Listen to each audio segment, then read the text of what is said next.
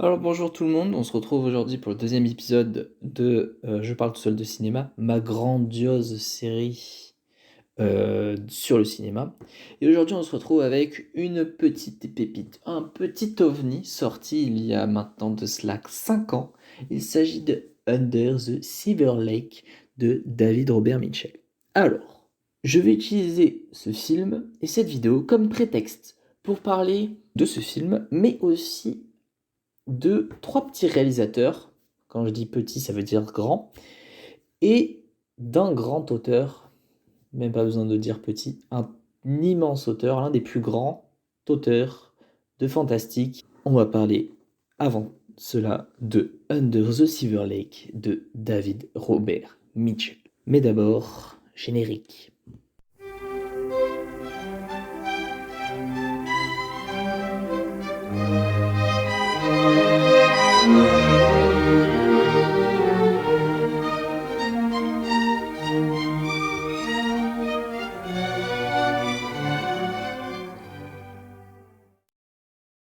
David Robert Mitchell. Qui est ce petit bonhomme?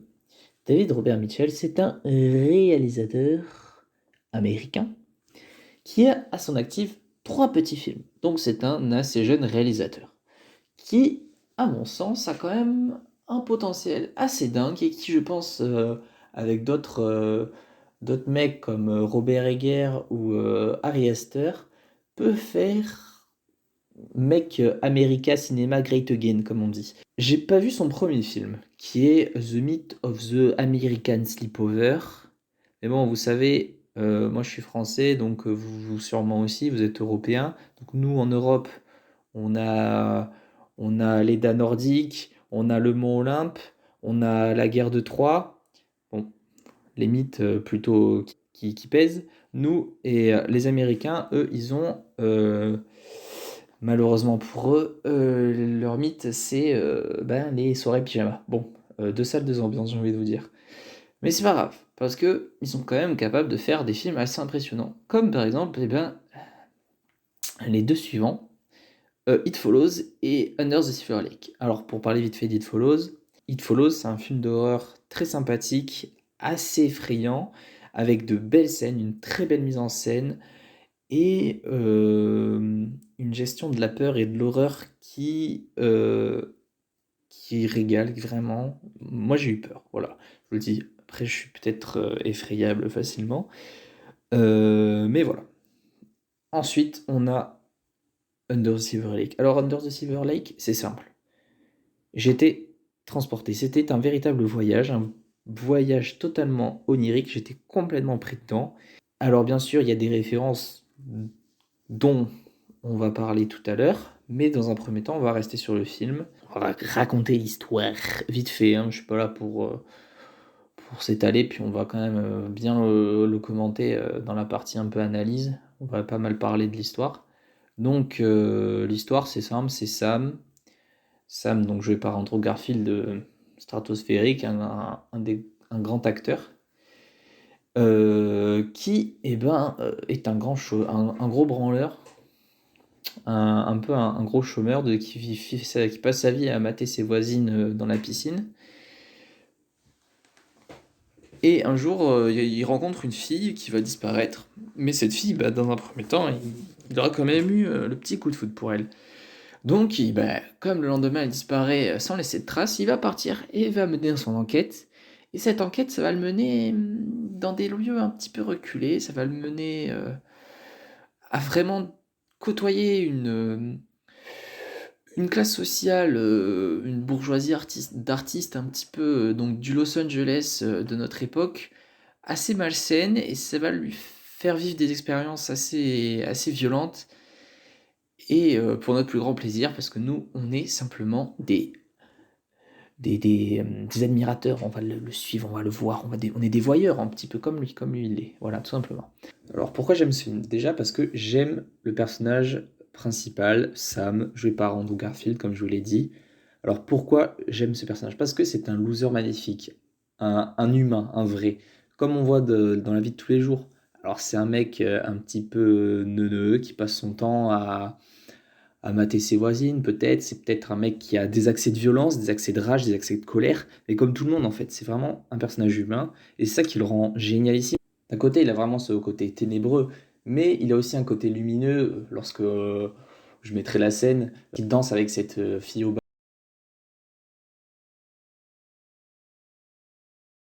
lorsqu'il rencontre Sarah, donc la fille qui disparaît, ou, euh, ou à d'autres moments où il est véritablement, il illumine, Andrew Garfield illumine le film. Ça, ce sont des moments géniaux, tout comme les moments où il est absolument détestable lorsqu'il tabasse un enfant, qui lui a fait une mauvaise blague, etc. C'est quelqu'un d'assez ambivalent et ça, c'est super. Ce n'est pas un quelqu'un de tout gentil ou tout méchant ou pas très manichéen. On est dans quelque chose de véritablement réel, un véritable personnage qui existe. Et ça c'est ce que j'aime, ça c'est beau. Ensuite, pourquoi j'aime ce film? Ben, pour l'ambiance en fait. L'ambiance. Je voulais faire plusieurs parties parlant de tous les points, l'enquête, la ville, etc. Mais non, mais en fait tout ça se regroupe dans un seul point, l'ambiance générale. C'est ça qui ressort le plus. Une ambiance magnifique avec des moments de terreur totale lorsque la femme chouette attaque Sam, ou des moments eh bien, de bonheur lorsqu'il danse par exemple avec cette fameuse fille au ballon, ou lorsqu'il passe la soirée avec Sarah, ou des moments tristes aussi et intimes lorsque il retrouve Sarah justement. Donc tout ça, c'est des moments tout à fait ou des moments loufoques aussi lorsqu'il côtoie certains personnages assez étranges, assez ambigus. On ne sait pas trop ce qu'il en est, on ne se comprend pas tout. Et ça, c'est ça qui est bien aussi dans ce film, c'est le mystère, la part de mystère, la part d'ombre que, qu'il y a, en fait, tout simplement. C'est ça qui est assez intéressant, parce qu'au final, le film ne répond pas à toutes les questions, on ne comprend pas. Alors, comme je vous l'ai dit, c'est une histoire un petit peu de complotisme, etc. Mais David Robert Mitchell n'est pas là pour faire du complotisme, pour dénoncer on ne sait quoi. Non, non, non, là, il est là pour faire. Il est ici pour créer de l'ambiance, pour créer du mystère, mais pour faire du cinéma en fait, et pour passer des émotions. Et avec ce mystère, avec cette ambiance, cette inquiétante étrangeté, vraiment, on a cette émotion esthétique que l'on ressent, qui est intéressante en fait. C'est ça qui nous intéresse, c'est l'émotion que l'on ressent dans ce film. Et ça fait du bien en fait, ça change. Donc je parlerai aussi d'un peu d'autres films dans la partie suivante, d'autres réalisateurs où on ressent cette même cette étrangeté ou cette peur. Parce que oui, on a peur de Vander the Silver Lake, on a peur parce qu'on ne comprend pas tout ce qui se passe, on ne comprend pas tous les tenants et les aboutissants, mais c'est pas ça qui est intéressant. Ce qui intéresse, c'est vraiment l'émotion et le mystère, la part de peur aussi. Et c'est ça qui fait que ce film est excellent et je vous le conseille grandement. C'est parce qu'au final, à la fin du film, on ne saura pas, on ne saura pas qui est le tueur de chiens qui sème le trouble dans toute la ville. On ne saura pas qui était en fait ce compositeur qu'il va rencontrer. On ne saura pas qui était ce mendiant, le roi des mendiants. On ne saura pas où est passée la femme chouette. Mais tous ces moments, tous ces personnages qui sont arrivés à un moment puis ont disparu, ils ont eu leur rôle dans le film. Et c'est ça qui aura créé ces scènes magnifiques de loufoque d'un côté, drôle de l'autre, rayonnante et solaire d'une autre, enfin, etc. Toutes ces scènes-là, c'est ça qui rend le film intéressant, qui rend le film bon, et c'est pour cela, en grande partie, que je vous le conseille. Bien, on a parlé d'Under the Silver Lake. Maintenant, je voudrais parler de trois réalisateurs, comme je vous l'ai dit en introduction, trois grands réalisateurs américains. Je m'y tiens à ce qu'ils soient tous américains, puis d'un auteur. Donc, dans un premier temps, on va parler de Polanski, Kubrick, et bien entendu, quand on parle d'Under the Silver Lake, il faut forcément citer l'influence principale qui est David Lynch. Donc, à travers ces trois réalisateurs, on va parler de trois films. Pour Roman Polanski, on va parler de Rosemary's Baby. Pour Kubrick, on va parler d'Eyes Wide Shut. Et pour Lynch, on va parler de Mulholland Drive. Alors pourquoi j'ai pris ces trois films? Parce que j'ai eu devant ces trois films cette même peur de l'inconnu, cette même peur du mystère, cette même inquiétante étrangeté que l'on ressent.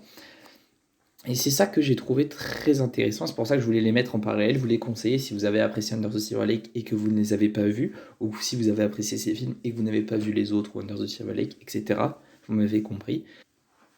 Bon, alors on va parler d'abord de Polanski avec Rosemary's Baby. Alors, vite fait, Polanski, je sais, il a plein de casseroles au cul, le pauvre, machin, tout ça.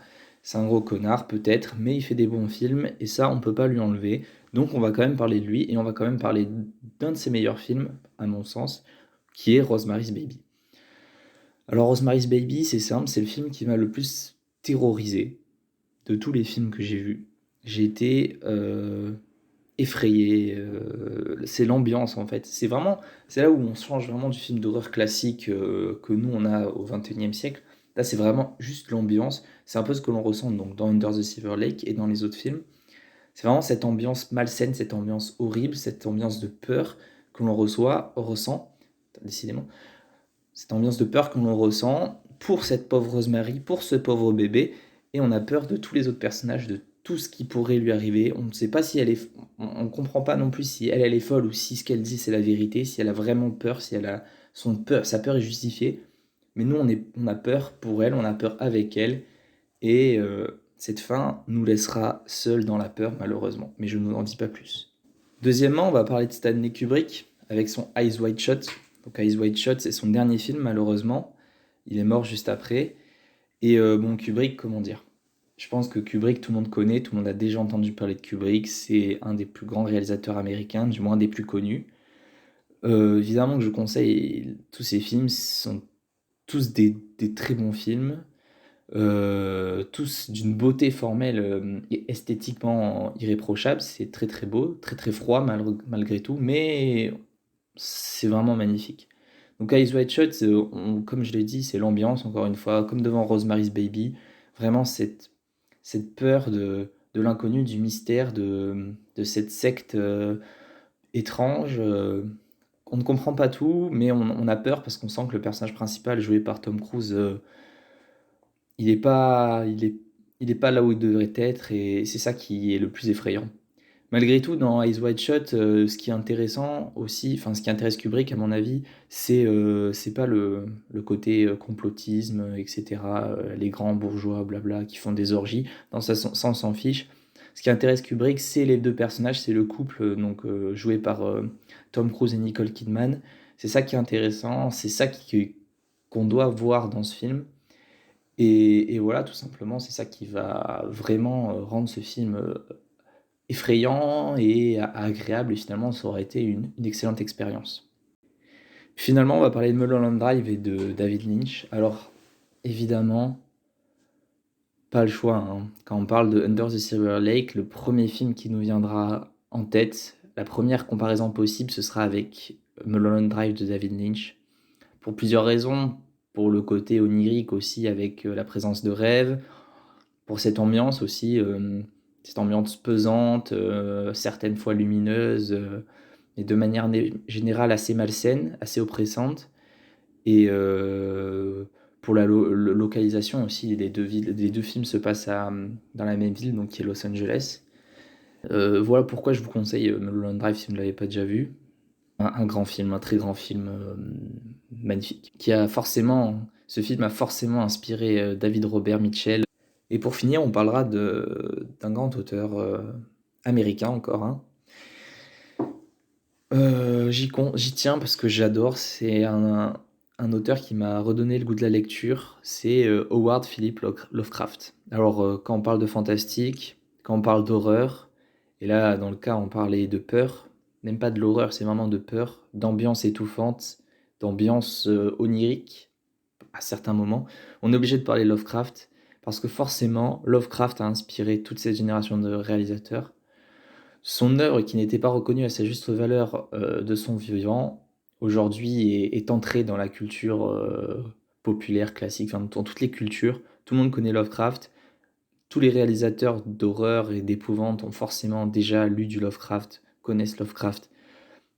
Il n'y a, il y a pas le choix aujourd'hui que d'être bercé et imprégné de l'imaginaire Lovecraftien. Lovecraftien est d'ailleurs devenu un adjectif. Et pour notre plus grand plaisir, parce que finalement, c'est exceptionnel. cette ambiance, cette atmosphère qu'il arrive à créer, avec quelques phrases, c'est magnifique. Et pour vous donner envie de lire du Lovecraft et pour vous montrer l'ambiance, exceptionnelle qu'il est l'atmosphère noire et pesante qu'il arrive à créer, je vais vous lire une petite nouvelle de Lovecraft, qui prendra pas longtemps, une toute petite, qui est une de mes œuvres favorites, de littérature. Je vous laisse donc avec Azathoth de Howard Philip Lovecraft. Quand la vieillesse s'abattit sur le monde et l'émerveillement eut fui l'esprit des hommes, quand les villes grises élevèrent vers les cieux enfumés de grandes tours sinistres et laides, à l'ombre desquelles personne ne pouvait plus rêver du soleil, ni des prairies fleuries du printemps. Quand la connaissance eut dépouillé la terre de son manteau de beauté, et que les poètes ne chantèrent plus que les fantômes tordus, vus avec des yeux larmoyants, repliés sur eux-mêmes. Quand ces choses se furent produites, et que les espérances enfantines disparurent pour toujours, il y eut un homme qui voyagea en dehors de la vie pour mener une quête à travers les espaces vers lesquels les rêves du monde s'étaient envolés. Sur le nom et la demeure de cet homme, il y a peu d'écrits, car il n'existait que dans le monde éveillé seulement. Pourtant, on dit que les deux étaient obscurs. Il suffit de dire qu'il habitait dans une cité aux hautes murailles où régnait un crépuscule stérile, qu'il travaillait dur toute la journée au sein de l'ombre et de l'agitation. Rentrait chez lui le soir, dans une pièce dont l'unique fenêtre s'ouvrait non pas sur des champs et des bosquets, mais sur une cour sombre où d'autres fenêtres le fixaient d'un regard désespérément monotone. Par ce ventail, on ne pouvait voir que les murs et les fenêtres, sauf parfois quand on se penchait suffisamment loin à l'extérieur. Alors on voyait, avec difficulté, les petites étoiles qui passaient. Et parce que de simples murs et fenêtres doivent bientôt conduire à la folie un homme qui rêve et lit beaucoup, l'habitant de cette pièce avait pris l'habitude, nuit après nuit, de se pencher et d'essayer de regarder vers le haut pour apercevoir une partie des objets par-delà le monde éveillé et la grisaille des grandes villes. Après quelques années, il commença à appeler les étoiles à la lente navigation par des noms et à les suivre par l'imagination, quand elles glissaient malheureusement hors de vue, jusqu'à ce que sa vision s'ouvre sur de nombreux paysages secrets dont l'existence n'avait pas encore été soupçonnée par aucun œil vulgaire. Et une nuit, une abîme majestueuse fut traversée, et les cieux hantés d'un rêve étendirent leurs voiles jusqu'à la fenêtre de l'observateur solitaire pour fusionner avec l'air renfermé de sa chambre et faire de lui une part de leurs fabuleuses merveilles. Là, dans cette chambre, convergèrent des courants sauvages de violet bleu, de nuit scintillant de poussière d'or, des tourbillons de débris et de feu qui se torsadaient hors des espaces ultimes, et de lourds parfums d'au-delà des mondes. Des océans aux opiacés s'y déversèrent à flots, illuminés par des soleils qu'aucun œil n'a jamais contemplés. Et dans leurs remous, il y avait d'étranges dauphins et des nymphes marines venues de profondeurs inimaginables. L'infini silencieux tournoya encore autour du rêveur et l'enleva sans toucher son corps qui se penchait dangereusement par la fenêtre solitaire. Et pendant des jours qui n'appartenaient plus au calendrier des hommes, il fut aussi le jouet des marées de lointaines sphères qui le portèrent doucement jusqu'à rejoindre des rêves qu'il désirait, les rêves que les hommes ont perdus, et qui, au cours de nombreux cycles, finirent par le déposer tendrement endormi sur les berges d'un lever de soleil vert, un vert rivage étoilé de camelotes rouges et parfumé de lotus en fleurs.